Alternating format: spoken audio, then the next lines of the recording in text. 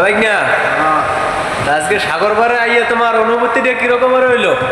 আজকে সাগর পাড়ে এসে অনুভূতিটা খুব ভালো লাগতেছে।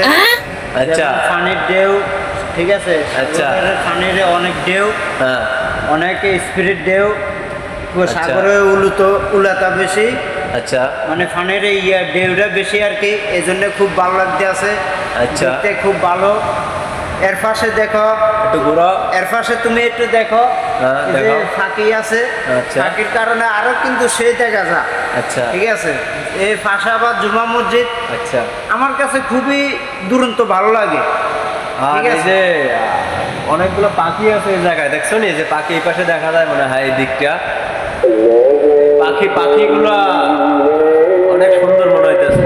ও, আমি তো তোমাকে প্রথমে বললাম যে সাগর পাড়ে ফাঁকির কারণে আরো দ্রুত মানে ভালো লাগে, জায়গাগুলো সেই দেখা যায়। ঠিক আছে, আচ্ছা, ভালো মনে। এর পাশে তুমি দেখো জুমা মসজিদ আছে, জুমা মসজিদের কারণে কিন্তু আরো দ্রুত ভালো লাগে। আচ্ছা, কারণ নামাজ পড়তে পারবো।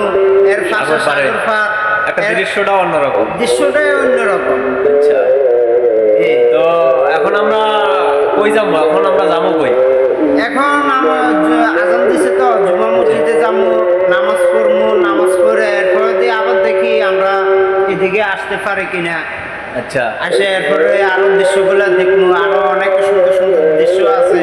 ঠিক আছে। তো ঠিক আছে, তাহলে আমরা এখন আগে মসজিদে যাবো নামাজ পড়ার লেগে।